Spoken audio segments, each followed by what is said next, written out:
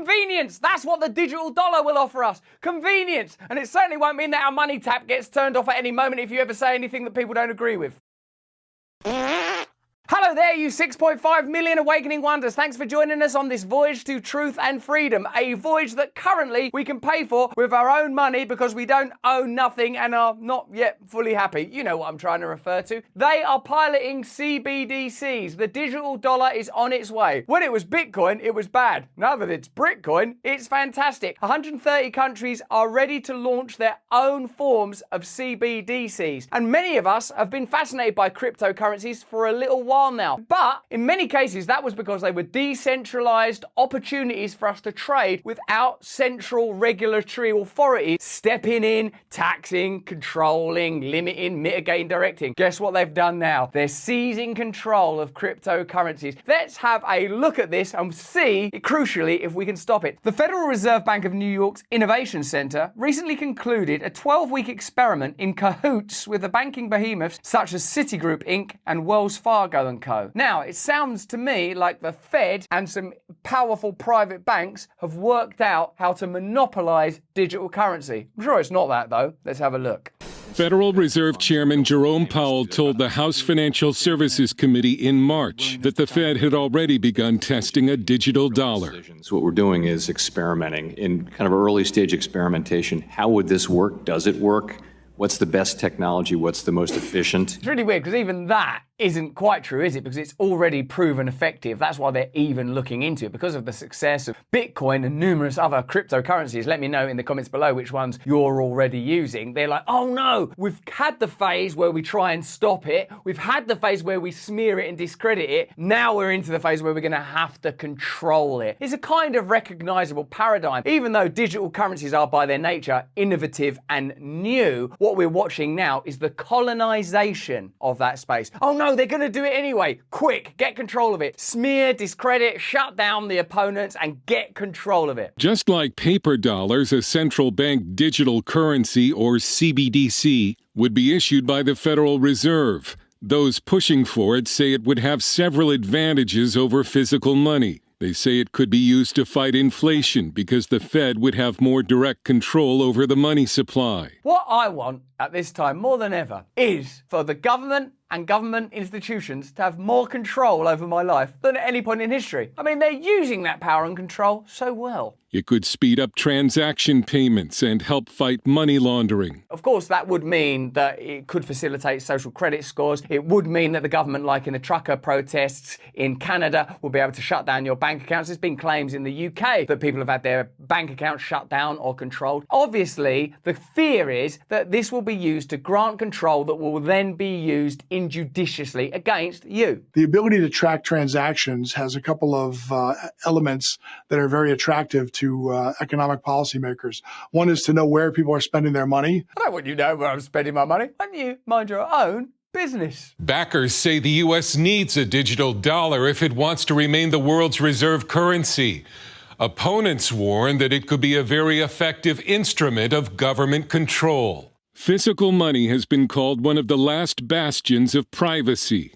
Laws like the Bank Secrecy Act have already stripped away most of the privacy from bank accounts and financial transactions. Banks have really a ton of power that people don't realize to shut down accounts, to freeze accounts, and to end up holding them for really any number of reasons. Any number of reasons. What's the number? I don't know. I thought you were good with numbers. Nah, numbers isn't my thing. I like control. Currency expert James Rickards says a digital currency would move America closer to a totalitarian state. Good news, everyone. If I buy anything, the government doesn't know it. MasterCard kind of knows it, but even MasterCard uses product codes.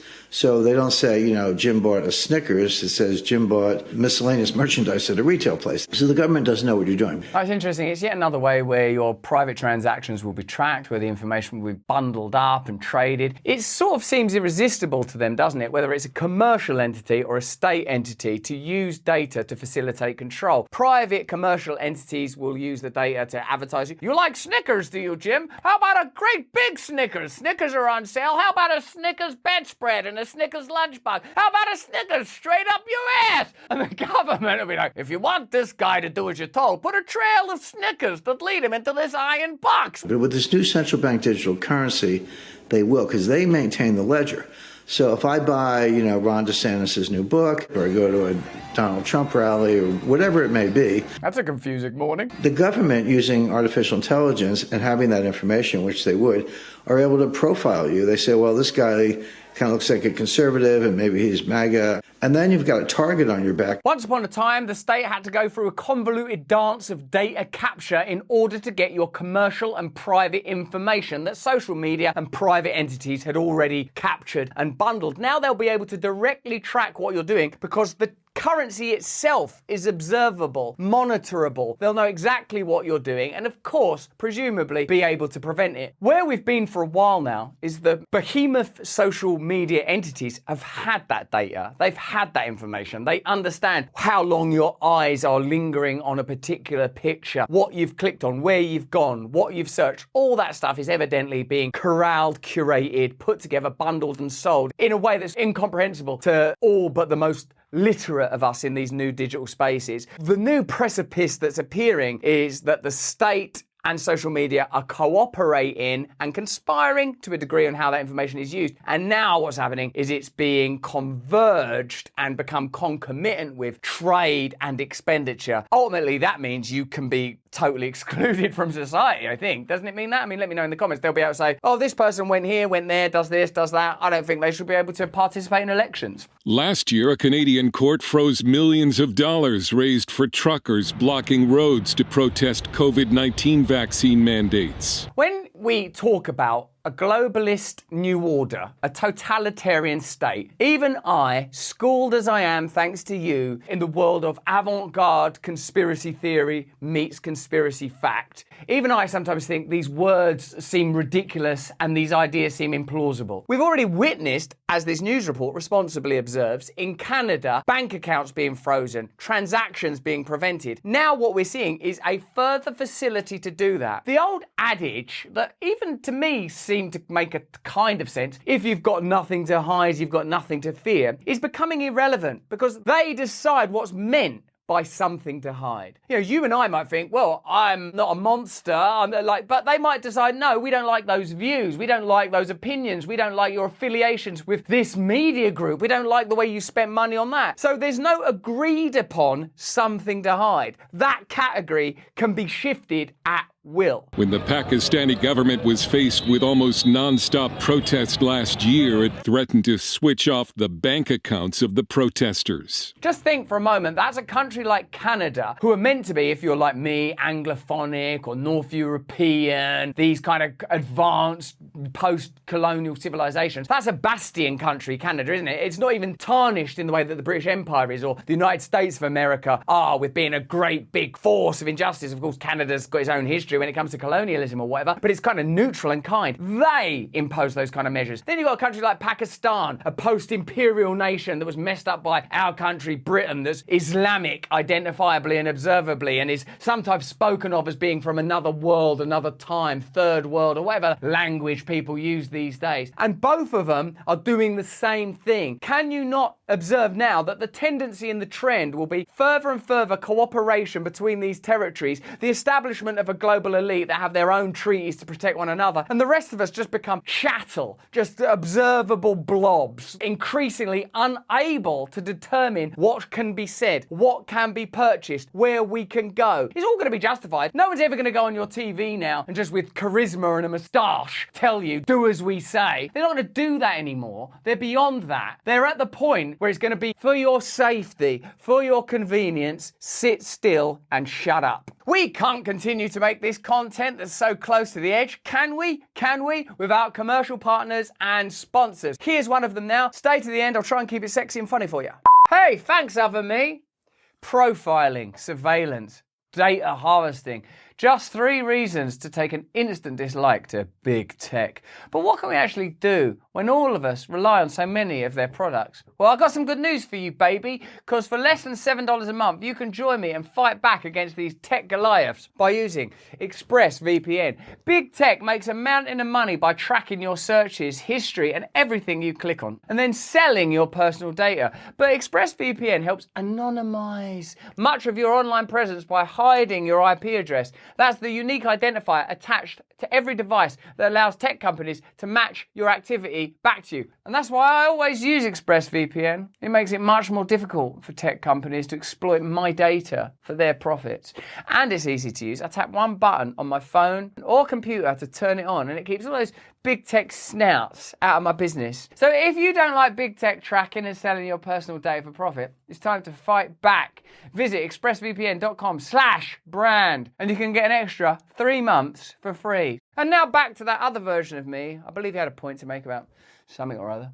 A digital dollar could not only be switched off, the Fed would be able to force negative interest rates on Americans if it wanted them to spend more, penalizing savers. Almost everything that we have regarded as solid is becoming diffuse, nebulous, and peculiar. I am a person that's very open when it comes to the way that a person might identify. I think it's the business of the individual. But categories are shifting and melting away. I've got my money in the bank. Oh, no, you don't. I know what is possible to save based on my own intentions. No, you didn't. I'm able to go here or travel or teach my children. I'm afraid not, sir. Everything is up for question. There's a kind of mad and destabilizing nihilism in that. If you think how we're evolved to live, I'm not talking about right and wrong. Those are difficult concepts for anybody to grasp, even though we all have our personal understanding of what they are. But what I'm talking about is evolution. For hundreds of thousands of years, possibly longer, we lived in small groups where you basically knew everyone and you knew that our shared objective was to survive. This meant it was sensible to look after one another. It was sensible to have a relationship with the environment that was convivial. And also with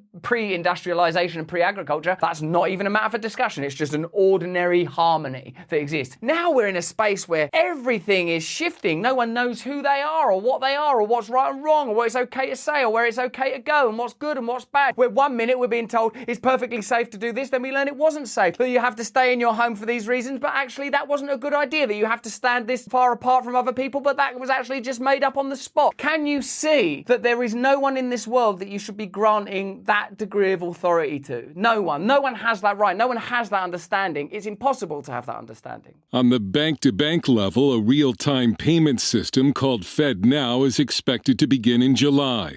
It's not a digital currency, but an upgrade to what some call our antiquated banking system. FedNow service is an instant payments infrastructure that financial institutions can use to clear and settle payments instantly. Large bank deposits will be expected to clear much faster than they do now. Oh, dear old Kevin just patiently standing there in his baker's outfit, little knowing that his bakery is going to be shut down if he dares to do anything that the government disapproves of. Oh, look, I can instantly be, that's right, Kevin, put in jail for having a belief that we didn't like. I'm just trying to make cakes. I don't like cake. Let's see how far along the line to Armageddon we are then. A total of 130 countries representing 98% of the global economy. Oh, let's migrate to that little 2%. They're now exploring digital versions of their currencies with almost half in advanced development, pilot or launch stages, a closely followed study shows. Almost half are piloting or launching. That means it's almost irresistible at this point. The global push for CBDCs comes as physical cash use falls and authorities look to fend off the threat to their money printing powers from Bitcoin and big tech firms. This is like what's happening elsewhere online. The potential to free yourself exists, so they exert. The potential in independent media is to make mainstream media redundant. Oh no, they don't need us anymore. They're just talking to each other. Ah, shit, shut that down. Censorship, do what you got to do. Say it's hate speech everywhere. Same thing's happening with currency. Oh my God, they're just trading with each other. They're doing stuff all around the world. They're making our nations, our laws, our rules irrelevant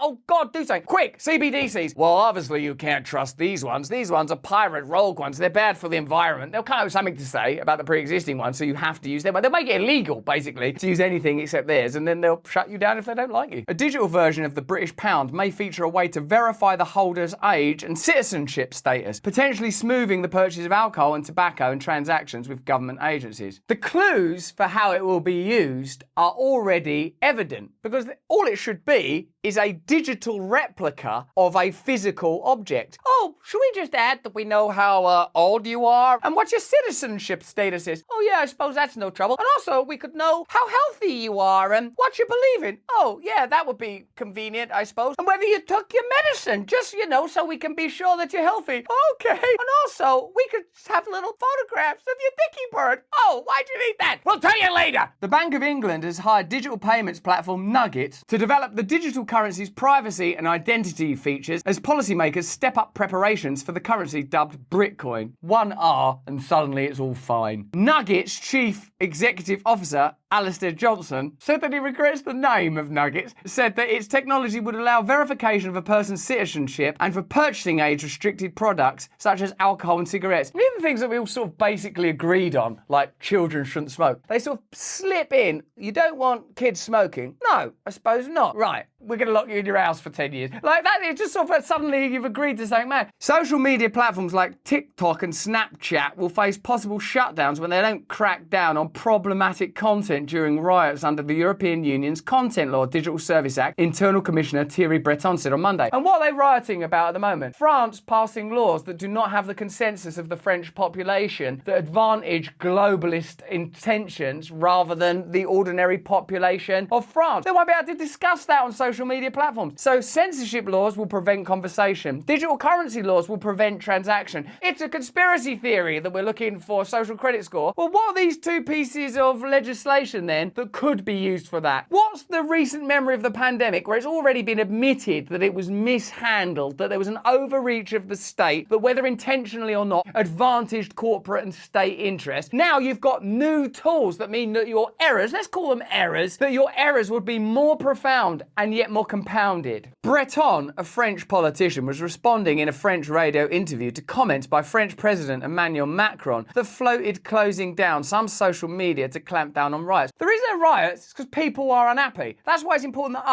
us lot, don't go, oh, that's an insurrection, that one. Oh, I don't like that one, because you don't agree with the issue. You have to say, if people are protesting, what are they protesting for? Is there a conversation that needs to be had? Whether it's BLM, whether it's trans issues, whether it's January 6th. If we have the common sense, the open hearts, the open minds to go, even if I disagree with the issue, I'm going to listen to what they're saying, because otherwise what's going to happen is the state are going to use this to shut down protest, and then they'll use it how they want. It might not be Canadian truckers next time. It might not be George Floyd next time. It might not be your issue. Eventually, they're coming for all of us, is the truth. Some critics likened this to measures seen in authoritarian states like China and Iran. I think the time where we're saying authoritarian states like China and Iran is over. Now it's authoritarian states like all of them. When there is hateful content that calls, for example, for revolt, that's not hateful, that's political, that's not hateful. What if in China they went, we should overthrow the Chinese state? Oh, well, that's sensible. Okay, well, let's look at the points of difference between Chinese authoritarianism and British or US authoritarianism. I know, personally, I would rather live here than Russia. Let's get that out there. But what I'm saying is we're on a scale. And the way that we prevent that scale sliding in the wrong direction is preserving free speech, individual liberty, control over finance, the ability for communities to determine how they live, what their religious credo is. These things are just vital and necessary, and they shouldn't be being discussed. That also calls for killing and burning of cars. They will be required to delete the content immediately. This is literally what happens in hypnosis and neuro-linguistic programming. Two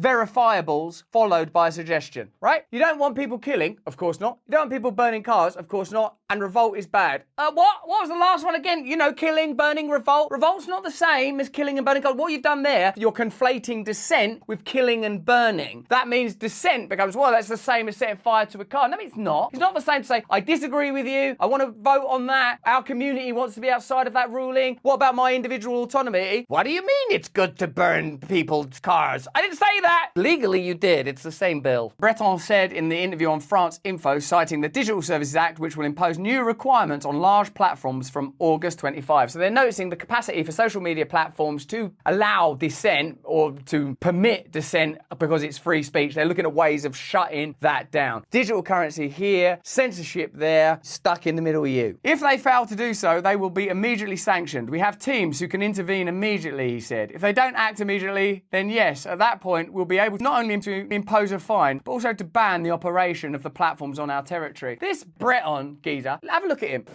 I will respect the law. He looks like your nan, doesn't he? He basically looks like a grandmother. He looks like Colonel Sanders without the balls to grow the beard. But look how he's talking like Tony Soprano. We got people. People's gonna come around. They'll shut down your platform. You're gonna do what we say. Hold on a minute, mate. Aren't you like a French bureaucrat? 19 very large online platforms, including TikTok, Snapchat, Instagram, and Twitter, will have to comply with new legal obligations to limit the spread of illegal and harmful content from next month. Platforms with over 45 million users in the EU will also have to hand the Commission a first detailed assessment of their major risks for users. They risk potential fines of up to 6% of their global revenue. Do you now see where we are? It appears that centralist institutions, both financial and communicative, are further cooperating in order to shut down individual freedom. This is why I suppose we find ourselves in the complicated position of supporting, in particular, the free speech and freedom of people that we disagree with. Ideas that you don't agree with are more important than the ones you do agree with. Do you see? Because otherwise they'll use your natural inclinations, or your not even natural, your current inclinations, preferences and tendencies to legitimize more censorship and more control. This is no longer a conspiracy theory. This is a conspiracy fact. When it was Bitcoin and those other cryptocurrencies that you lot are well into, they were like, oh no, hold on, this is bad, this is illegal, it's bad for the environment. Now they're doing it themselves because they don't have any principles. Cluster bombs are bad, cluster bombs are good. Cluster bombs are bad, cluster bombs are good. Nothing makes any sense to them except more dominion, more control, more power, more money. And in order for them to do that, they have to shut down your financial freedom. They have to shut down your free speech freedom. They have to shut down your freedom to move around. These are the lines that have to be drawn in the sand. These are the issues that you have to stand firm on. We will not be able to do it if we're devoted to individual preference and individual prejudice. We must overcome our individual prejudice in order to stand firm together. But that's just what I think. Why don't you let me know what you think in the comments below while you still can? Subscribe, notify, do this stuff while you still can so we can communicate. If you enjoyed this video, have a look at either of these. Remember, my stand-up special is still available. There's a link in the description if you want to watch that. More important than any of this stuff, if you can, for God's sake, stay free.